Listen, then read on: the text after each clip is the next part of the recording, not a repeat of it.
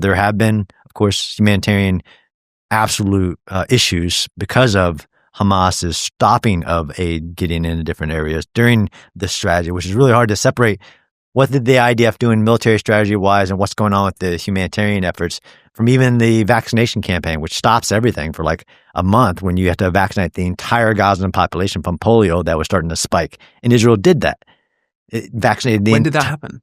The summer of 24. Yeah. Wow. Yeah. It must have been quite something for anti-Israel people in Gaza to take vaccinations from Israel. I mean, if you think about it in the West, there's quite a lot of pushback of our own governments giving us vaccines. It's quite something to take vaccines from a government that you consider an enemy. I didn't see that though. I saw lots of lines of people thankful to get the vaccination. It's almost really? like, absolutely. It's almost so you like witnessed it firsthand. You were there. No, not the vaccination campaigns, but watching it, the videos. Okay. I'll definitely say what I have seen and what I haven't seen. Yeah.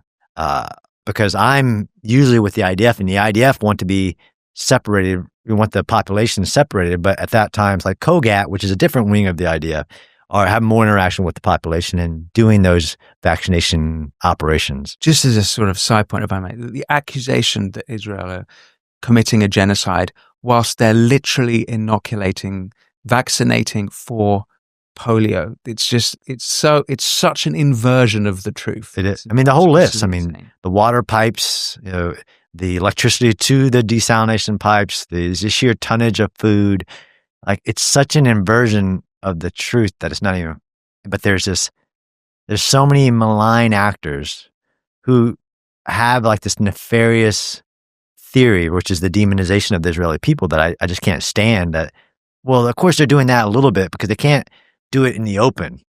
Like, look, how nefarious do you think Israel is that they're vaccinating them on this block, but they're slaughtering them over here? They're delivering food over here, but they're keeping them over there starved, and you have emaciated babies over here, but don't look over here. Yeah. It's crazy, right? It's the complete inversion of the truth. But from a military strategy, to separate that, because again, the population, all of this would be gone if the population was just a couple kilometers into the Sinai Desert.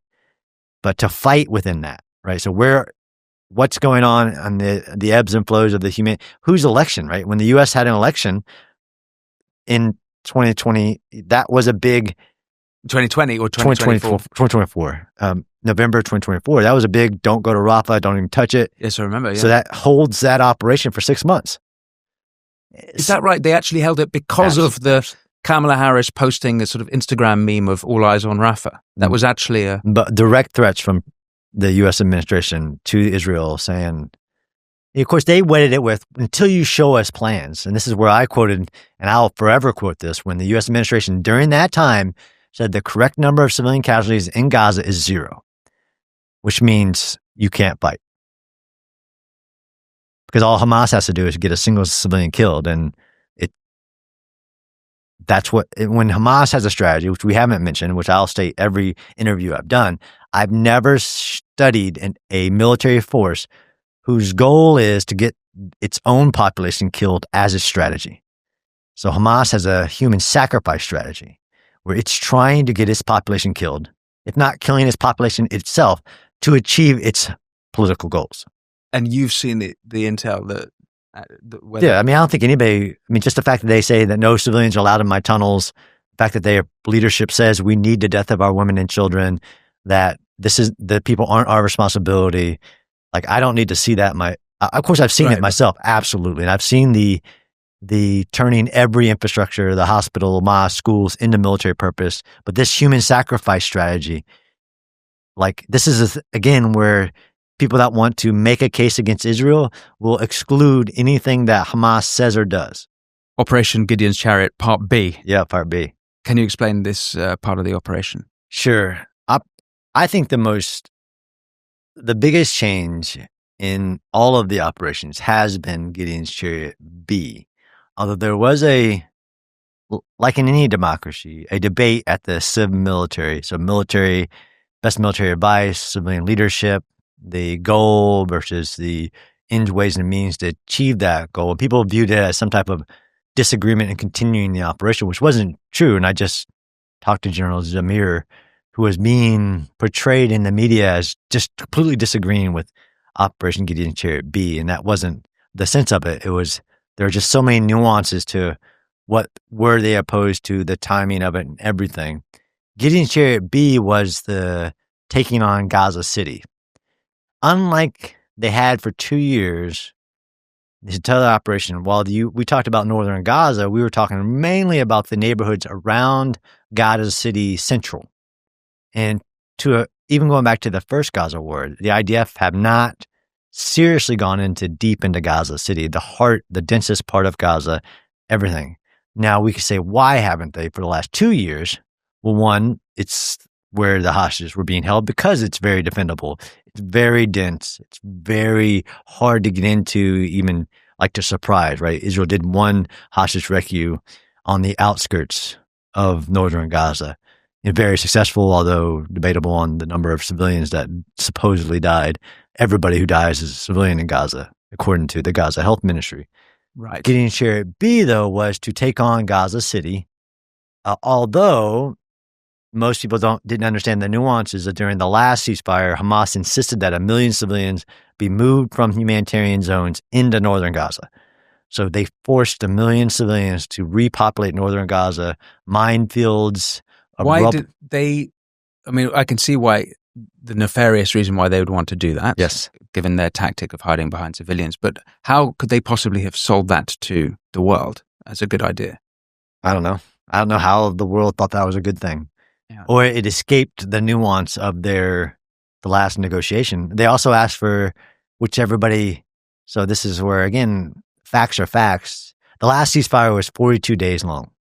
That's when they pushed 1 million people back into northern Gaza. That's when they asked for 25,000 trucks of aid. That's a lot of aid. 25,000 trucks in 42 days. And then Israel goes on a 10-week part where they stop allowing aid to go into northern Gaza as they set up the Gaza Humanitarian Foundation distribution sites. But everybody thinks it's a zero-sum game day to day. Nobody accounts for, well, how long would 25,000 trucks of aid last for the population? No. On this day, Israel cut off and there's zero aid going in. Like, oh, I see. Okay. Right. Yeah, but what about the 25,000 trucks that went in during this 42-day period? That's crazy. But nobody talked about, they thought of it, it's giving people their homes back. Like, no, you forced 1 million people back onto IED-laden minefields of rubble. And then they brought tents and they set tents up next to buildings.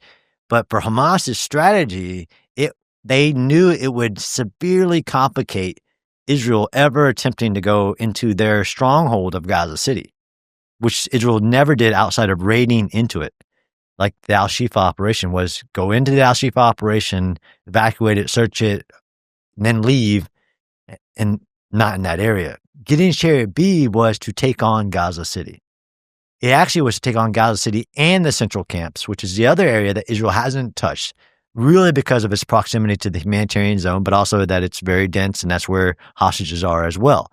But these two last areas that, in order to go into and actually hold it and clear it for a certain amount of time, the way the IDF do it, as we talked about before, the IDF doesn't hold it for for an extended period of time. Although since Gideon Chariot A, they've held almost all of Gaza except for 25% of it, which is where the civilians are and these strongholds.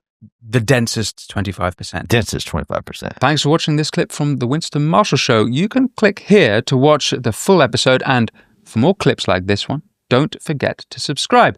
And as always, be well.